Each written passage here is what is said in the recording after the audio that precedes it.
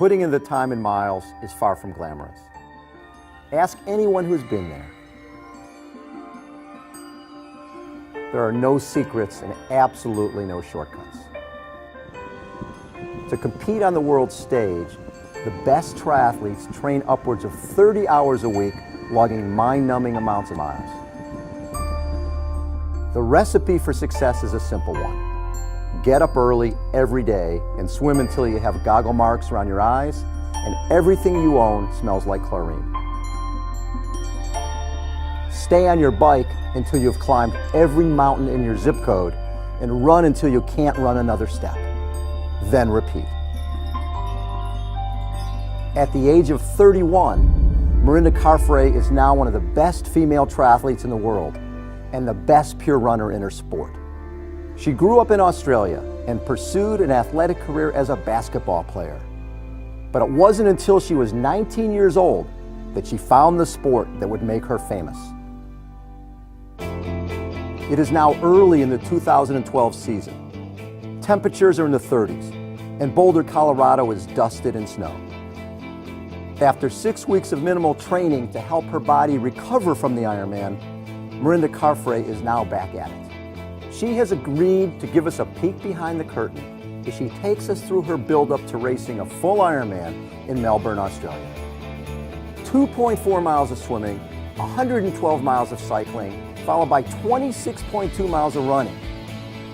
The ultimate goal is not just to qualify for the Ironman World Championship in October, it's to go back and win.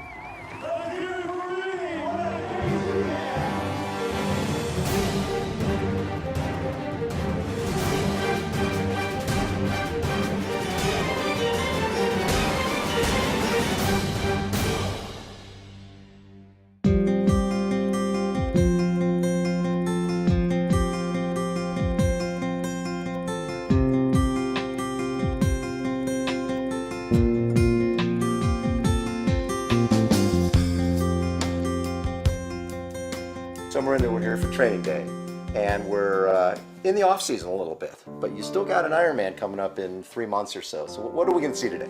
Yeah, I mean, it's the height of the off season for me. I just came off a 2-week complete break, holiday in the Cayman Islands, which was awesome, and yeah, as you said, it's time to get back to work. I'm well and truly ready. I'm mentally ready after Kona. It's 2 months post Kona now, so yeah, I mean, the off season looks a lot different to the main season. Obviously, you're still doing a little bit of swim, bike, run, but it's nowhere near the hours that you'll do when you're getting ready for a big race. And certainly this time of year, you know, you want to take the downtime and you want to take, you know, time to build up and work on the weaknesses and sort of take a step back from the, you know, the crazy 30+ hour training week that will be inevitable.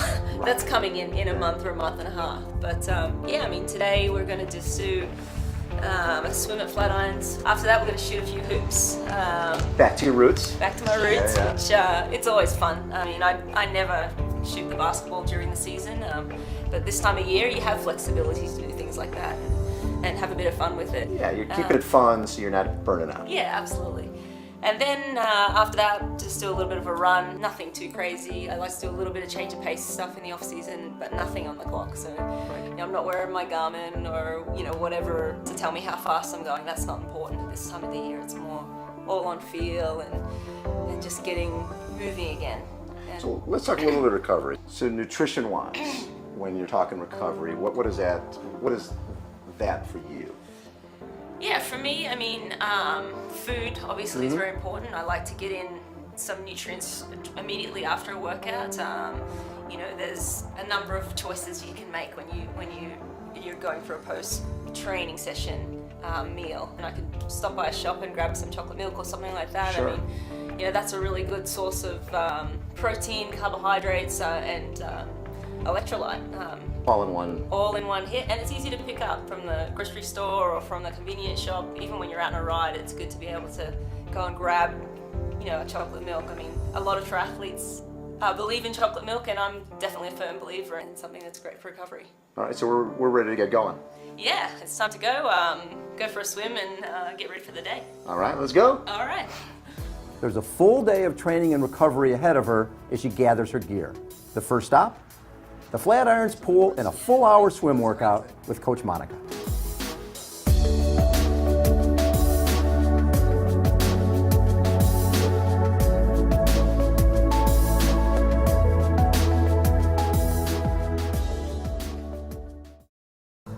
We spent the morning catching up with Mirinda Carfrae on her season plans before heading off for a 1 hour swim session, followed by a little basketball. Mirinda's 2012 season has officially started.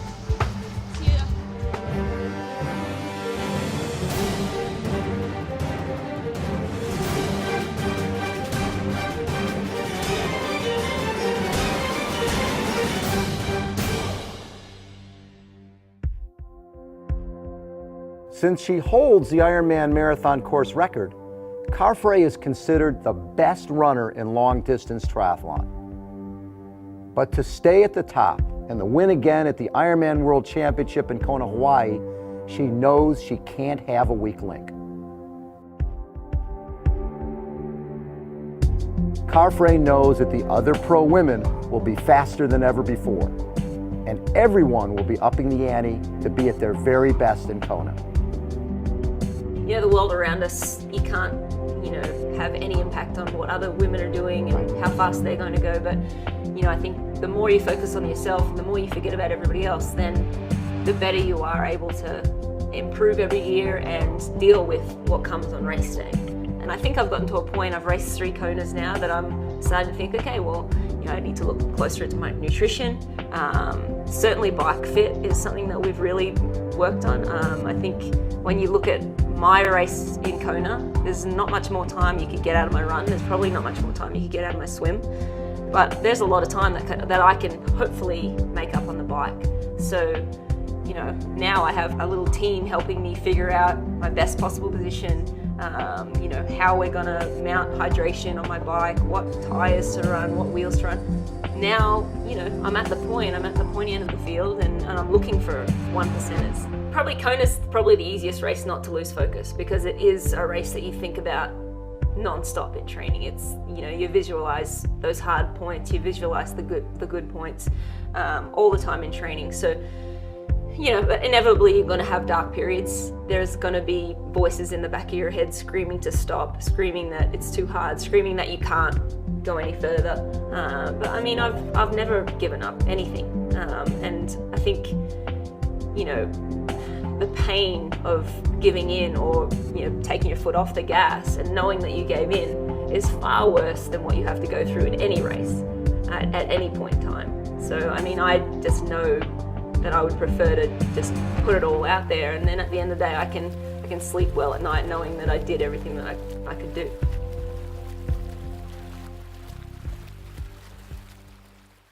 Monica, Yes. Tell us a little bit about what our swimmers are doing today. Okay, so since it's December, it's early season, so I try not to make it too hard, too easy, so something aerobic, but also change of speed, change of stroke. So today we're doing IM/freestyle. So we basically start at an 3 100 IMs where you go the same pace throughout, little easy interval, and then we'll go 3 200s free where the pace changes, going easy, moderate, a little quicker, not fast, but quicker. And then again, more IM, more freestyle, back and forth. Not going anaerobic, but where you're, have a little, your heart rate's up a bit. Sure. But then coming back down where you can recover possibly on the IMs, but still working different muscles when you're doing fly back and breast. What's interesting is in the Ironman and the other race she's doing, it's all freestyle. Here they're doing some butterfly, backstroke, breaststroke. Is that to just build different muscles? Is it just to give variety Just so you don't variety, early season. I mean, they've probably taken a good break after, they're racing and vacationing. So, I just try to mix it up, make it fun, not so boring. I mean, because it's so repetitive during the season that you want to make it more, split it up with different strokes, different times, just more fun. Perfect. Thanks so much. Yeah. After a quick break to refuel with chocolate milk on the pool deck, Mirinda heads back to her roots. A shoot around in the Flatirons gym with Tim O'Donnell.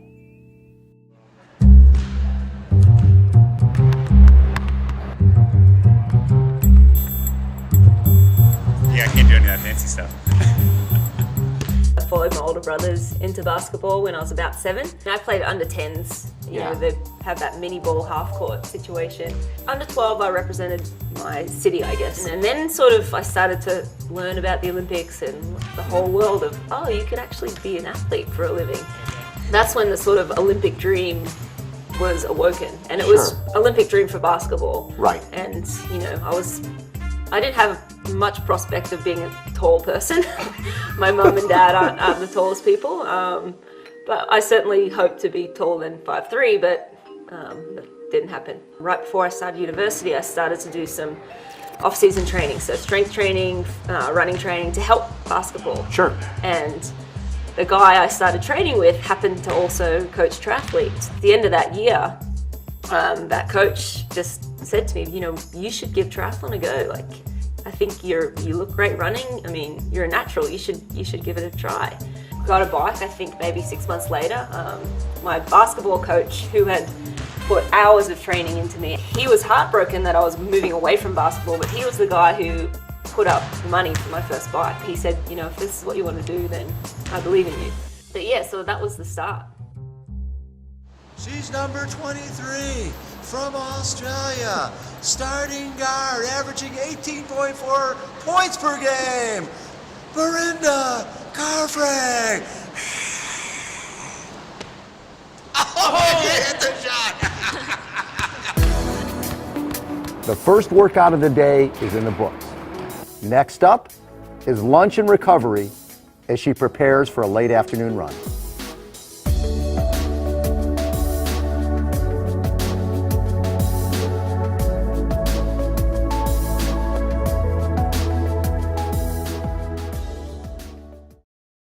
After a morning filled with swimming, Mirinda heads to lunch at Jet's Espressoria, a casual spot where we can get her thoughts on the nutrition of recovery.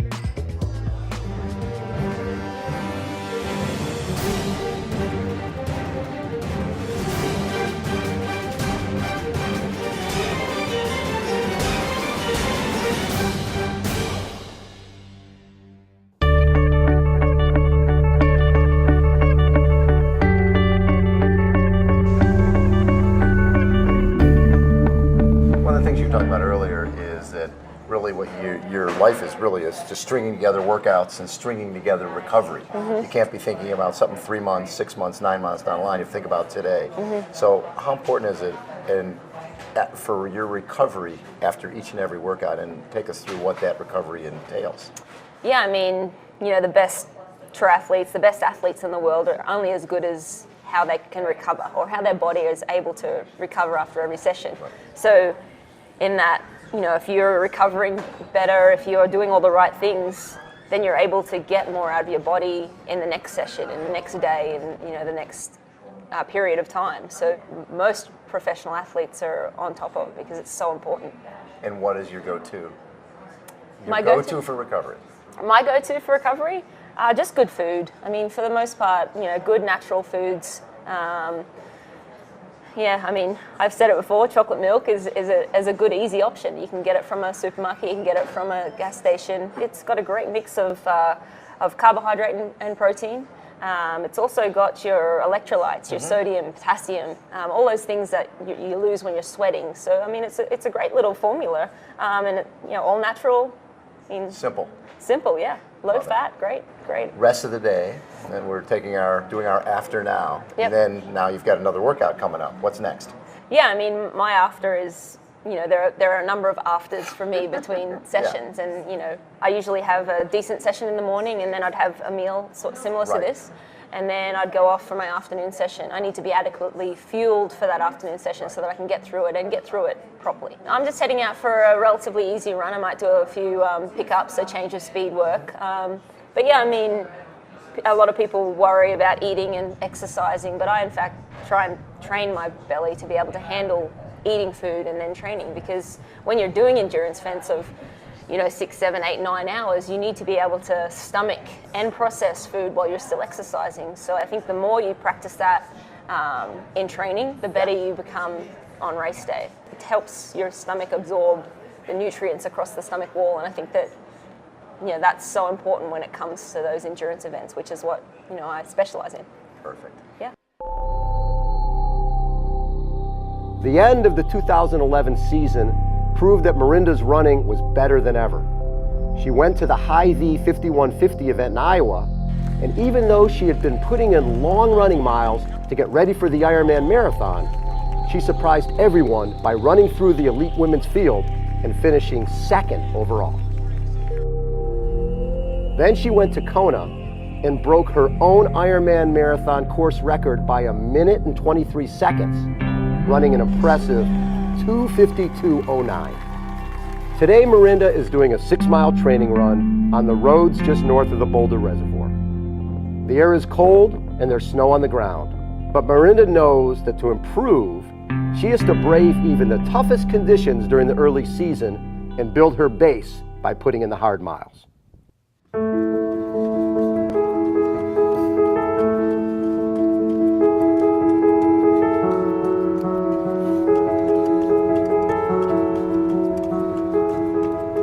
What have you learned about yourself through this journey? From basketball player to ITU triathlete to world champion?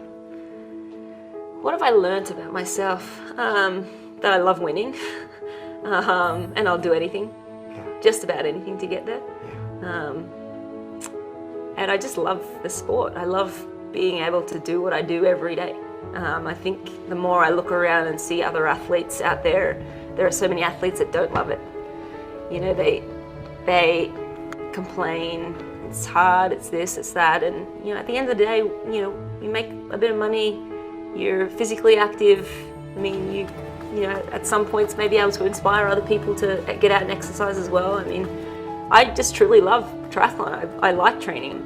There's certainly days where I, throw a tantrum and don't want to do anything, but I still will go out and do it. And at the end of the day, I feel good about myself for sticking it out and week in, week out, putting in the work that, I need to put in to get the results. And the results are worth it. What were your thoughts coming down Elite Drive, knowing that you're one of the few people who's won that race? And how did that change your world? Yeah, I mean, my world was kind of tipped upside down after winning that title. I really can't articulate what it feels like to run down Elite Drive in first place, run down Palani Drive, and then make the right-hand turn onto Elite. I mean, for me, it's more voices and faces that stand out in the crowd, for people who have supported you for many years, sponsors, friends, family. I mean, those faces kind of just stick out in the crowd of people you recognize, and it's just such an exciting feeling to be able to share that victory with so many people. And I don't know, I mean, I'm lost for words to describe it. It's just amazing.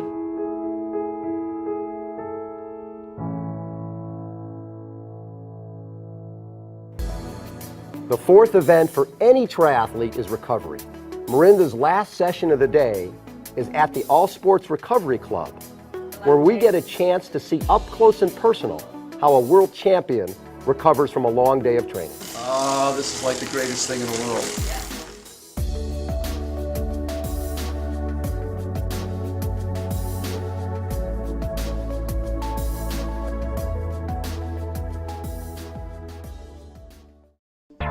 After a day spent running and swimming, Mirinda heads to the All Sports Recovery Club. Hi, I'm Mirinda Carfrae, and this is my after.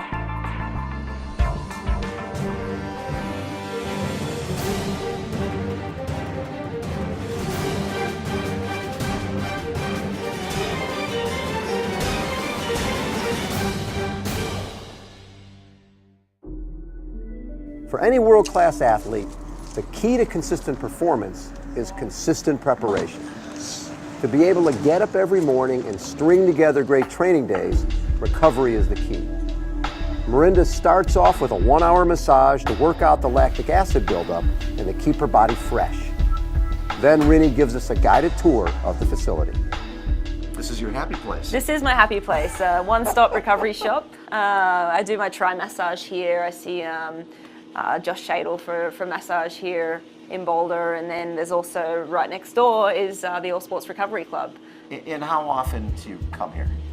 You know, massage for me during the season is important. I normally try and get twice a week, at least twice a week. I mean, in the off season, maybe it's more like once a week, but you know, when I'm really ramping up those Ks, you need to get in 2 times a week just to make sure everything's aligned and you don't have anything too tight, because you know, that's when you get injuries. So yeah, I mean, that I actually have my own set of Normatec boots at home, so I Normatec at home, but yeah, there's an ice bath here at the Recovery Club, so if I'm here... Little ice bath. This wouldn't be as much fun as a Normatec.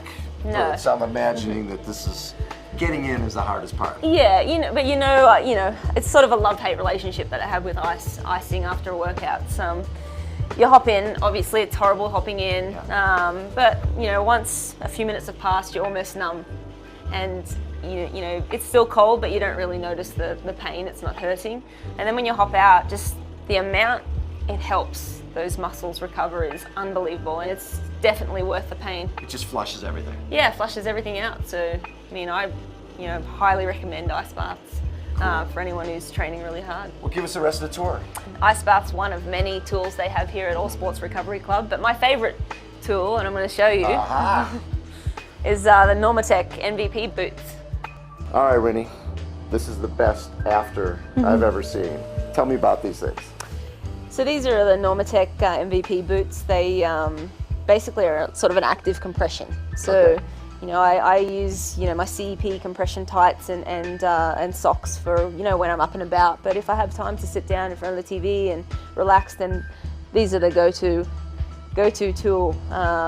Yeah, I mean, they definitely help flush all that blood out that's built up lactic acid throughout your workout. So yeah, I mean, I love this one. I didn't make you hop in the ice bath tonight, but I saved you for it for the best. Thank you. For Thank you very much. the best part, the Normatec boots and a little bit of TV. But you know, thanks for coming and checking out my after. I appreciate you guys hanging out in Boulder for the day. We loved it. Thanks so much. No worries. Although Mirinda is at the very top of the sport, she hasn't forgotten what it was like to be a beginner. What's your message for brand new people trying to get into our sport or thinking about getting into triathlon? Yeah, I mean, just to have fun with it. I mean, yeah, you know, once you get to our level, it becomes more serious and recovery is important. You know, all the little bits and pieces are important, but if you're a beginner, go out and enjoy running with your friends, join a master swim program. And if you miss a session, if you've got kids and husbands and whatever, and you can't get out and train one day, it's okay. You're not trying to be a world champion. You're just trying to enjoy life, be healthy, and yeah, I mean, don't take it too seriously, I think, is the main thing I want to tell newbies. Mirinda Carfrae grew up dreaming to be a professional athlete. She discovered triathlon and realized early on that this sport was absolutely perfect for her. She loves the triathlon lifestyle. She loves the training. She loves the racing. And most importantly, she loves the winning and can't wait to go back to Kona to get another shot at the Ironman World Championship.